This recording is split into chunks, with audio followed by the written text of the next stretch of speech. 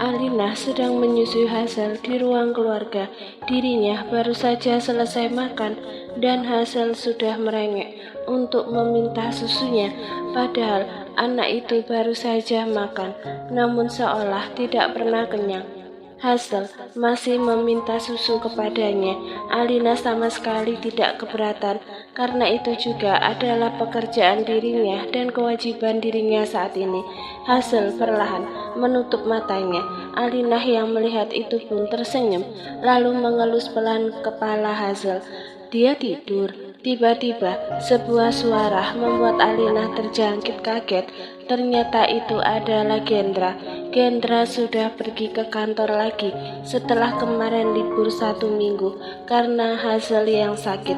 Sekarang pun Hazel sudah membaik dengan cepat. Iya, Bapak, ada yang saya bisa belum selesai. Alina berbicara. Gendra sudah berlalu untuk menuju kamarnya. Alina yang bingung dengan perubahan sifat dan sikap Gendra terhadapnya, tentu saja merasa bingung. Dia pikir apakah ada yang salah dengannya. Kenapa akhir-akhir ini Gendra lebih sering mengajukan dirinya? Kenapa ya? Gue ada salah gitu? Sementara Gendra sudah sampai di kamarnya. Dia berusaha mati-matian untuk menuruti apa yang dikatakan dan apa saran dari David.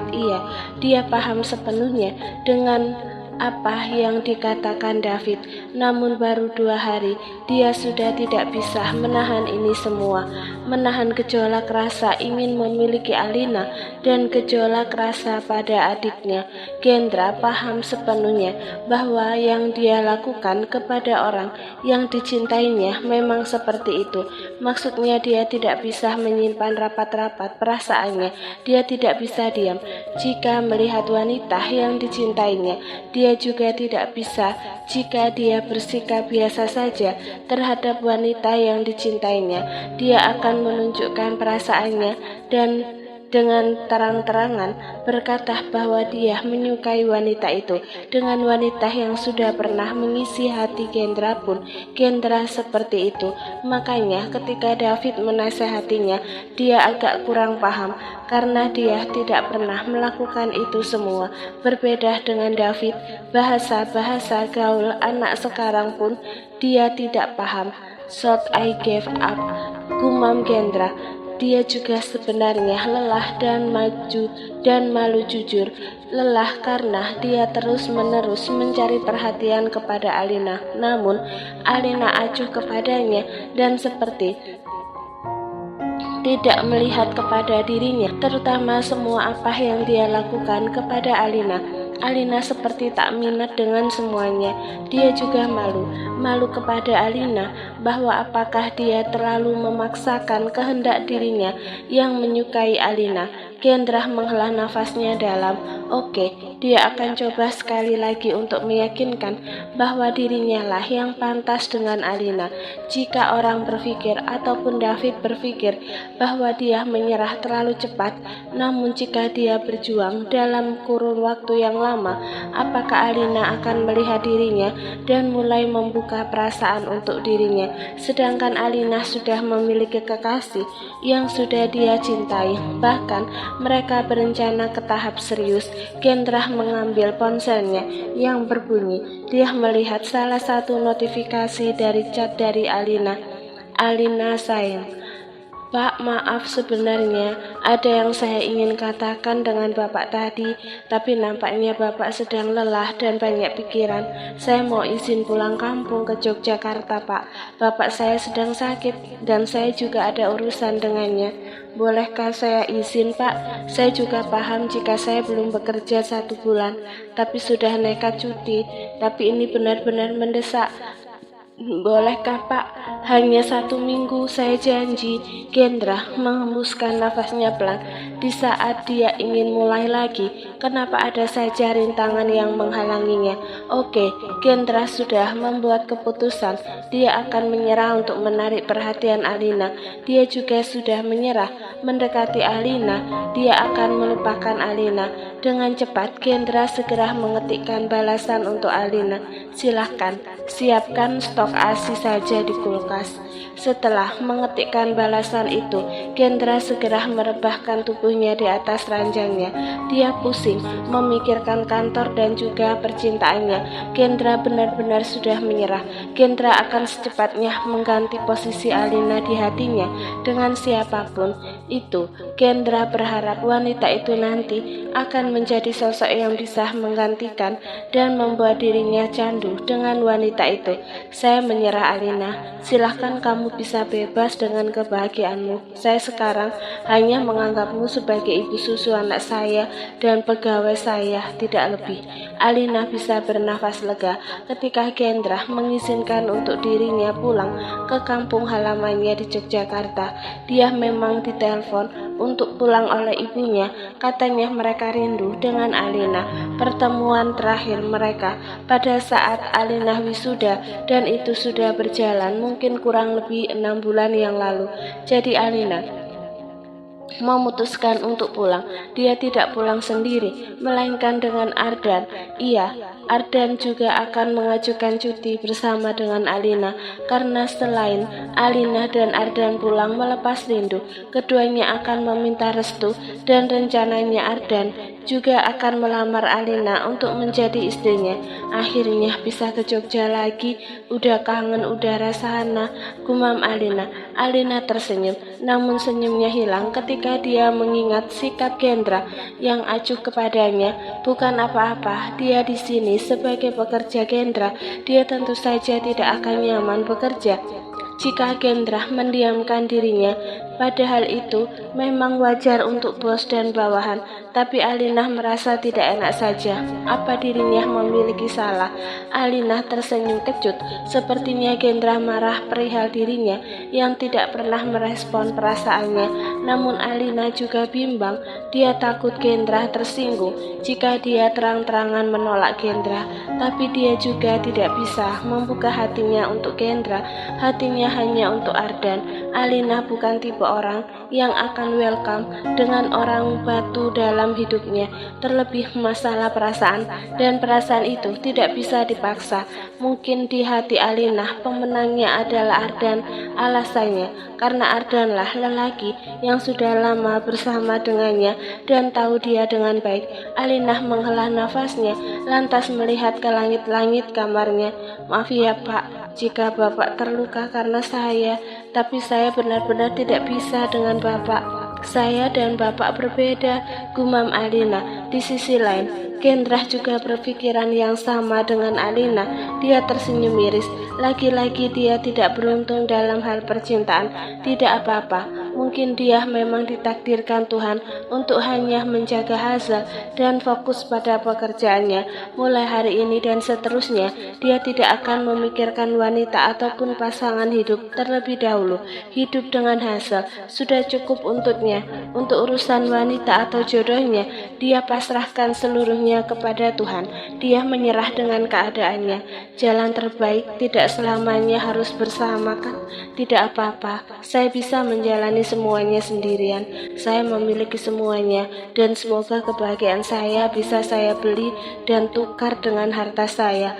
I'm always happy for you, Alina.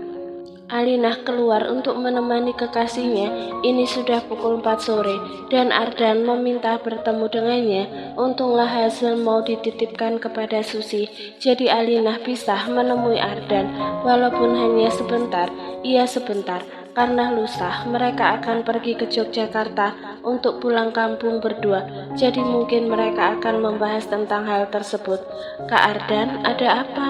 Tanya Alina ketika dia sudah melihat Ardan yang berdiri di samping mobil miliknya. Ardan tersenyum, lalu mulai berjalan menghampiri Alina. Hasilnya kemana? Kamu gak tinggalin dia sendiri kan? Tanya Ardan memastikan. Alina tersenyum. Ardan memang seperhatian itu. Alina suka dan itu menjadi nilai plus dari Alina untuk Ardan. Hasil lagi sama Susi kok, Kak. Asisten rumah tangga juga. Jadi apa ini yang mau kakak bicarain sama aku? Tanya Alina. Ardan tersenyum, lalu menganggukkan kepalanya. Senyum Ardan ini sangat manis dan khas. Ini hal penting terkait hubungan kita. Aku mau langsung lamar kamu ya. Nggak apa-apa kan, aku ada. Suara klakson mobil yang dikendarai Gendra membuat keduanya terkaget-kaget dan mengalihkan tatapannya ke arah Gendra. Sedang apa di sini? Jangan menghalangi jalan. Jika ingin berbicara, silahkan di dalam saja. Bangku taman juga kosong, ucap Gendra. Alina dan Ardan segera meminggirkan tubuhnya, dan kini keduanya berada di pinggir sebelah kanan. Gendra mulai melajukan mobilnya kembali untuk masuk ke dalam rumahnya. Sang satpam bernama Budi pun memberikan hormat kepada bosnya yang baru saja datang. Setelah memarkirkan mobilnya di garasi, Gendra segera turun dari mobilnya dan mulai berjalan menuju pintu utama. Namun langkahnya tiba-tiba berhenti dan melihat ke arah sepasang lelaki dan perempuan yang sedang menatap ke arah dirinya. "Kenapa lihat saya?" tanya Gendra dengan wajah dinginnya. Alina dan Ardan dengan kompak menggelengkan kepalanya. "Silahkan jika kalian ingin bicara. Saya tidak akan mengganggu Alina. Hazel, biar saya yang memandikannya." Setelah berbicara seperti itu, Gendra segera pergi dari hadapan mereka untuk menuju ke kamarnya dan membersihkan diri. Dan selanjutnya dia akan memandikan anaknya. Dia rindu dengan Hazel. Semenjak Hazel bersama dengan Alina, perhatian Hazel sepenuhnya kepada Alina. Hazel menjadi kurang dekat dengan Gendra.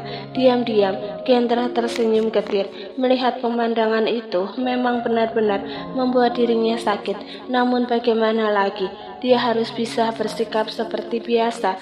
Dia tidak boleh menunjukkan raut apapun pada wajahnya selain raut wajah datar. Di sisi lain Alina sedang duduk bersebelahan bersama dengan Ardan. Tadi pembicaraan mereka terpotong begitu saja, dan ya mereka akan melanjutkannya saat ini. "Jadi apa yang ingin kakak katakan?" tanya Alina. Ardan mulai menatap Alina dengan serius. "Kalau nanti aku langsung lamar kamu, nggak apa-apa. Tapi aku juga ingin lamaran tersebut langsung dengan pernikahan. Singkatnya, aku ingin kita sah terlebih dahulu di mata agama, sebelum di mata hukum dan kantor aku." Alina yang mendengar itu tentu saja terkejut. Bagaimana bisa Ardan berbicara seperti itu? Maksudnya ini terlalu cepat bagi Alina. Alina tidak tahu harus menjawab apa. Meski dia suka dan cinta dengan Ardan, tapi jika pernikahan mendadak seperti ini, sepertinya Alina tidak bisa. "Tapi kenapa, Kak? Kenapa buru-buru? Kita masih punya banyak waktu kan?" Ardan segera menatap mata Alina dengan dalam. "Tidak, waktu kita sangat terbatas, Alina. Aku menemani kamu ke Yogyakarta. Sebenarnya bukan dalam rangka cuti. Aku pergi ke Yogyakarta sekalian untuk berkumpul dengan para abdi negara lainnya yang akan diberangkatkan Satgas di Aceh. Dan ya, aku salah satu tentara yang komandan kirim untuk melakukan Satgas tersebut." Alina yang mendengar itu tentu saja lebih terkejut, namun dia belum membuka suaranya. Alina ingin mendengarkan apa yang dikatakan oleh Ardan. "Aku ingin ketika aku pergi ke Aceh, aku sudah memiliki istri, yaitu kamu. Aku ingin kamu menyambutku di rumah nanti ketika aku pulang dari Satgas itu." "Tapi mengapa harus seperti itu, Kak? Dan berapa lama kakak Satgasnya? Apa tidak bisa jika kita menikah setelah kakak pulang Satgas?" tanya Alina. "Kamu tidak ingin menikah dengan kakak?" tanya Ardan. Alina tentu saja menggelengkan kepalanya dengan keras. Bukan itu yang aku maksud, Kak. Aku ingin menikah dengan kakak. Tapi apakah itu tidak terlalu cepat? Dan memang apakah kantor kakak memperbolehkan itu?" tanya Alina lagi. "Alina, kakak akan pergi untuk 1 tahun ke depan di wilayah berkonflik. Dan ya, menurut kakak ini adalah waktu yang pas untuk mengesahkan hubungan kita. Kakak ingin kamu selamanya dengan kakak. Kakak takut jika kakak pergi Satgas nanti kamu akan diambil oleh orang lain. Kakak takut kamu berpaling dari kakak yang sedang berada jauh dari kamu. Dan untuk itu kita akan mengesahkan pernikahan kita secara kantor dan hukum setelah kakak pulang dari Satgas. Apakah kamu mau?" Alina menatap ragu ke arah Ardan. "Tapi apakah Mama dan papa kakak sudah merestui hubungan kita?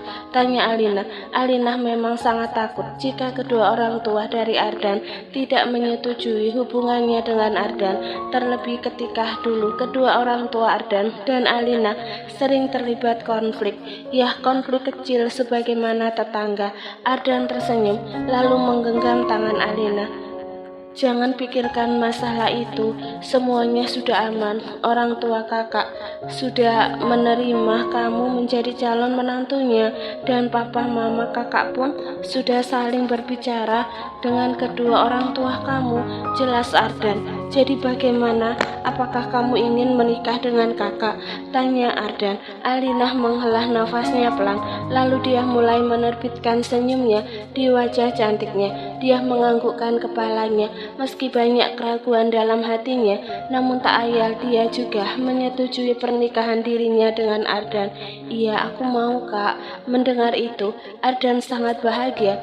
Dia benar-benar merasa dia menjadi orang yang sangat bahagia saat ini.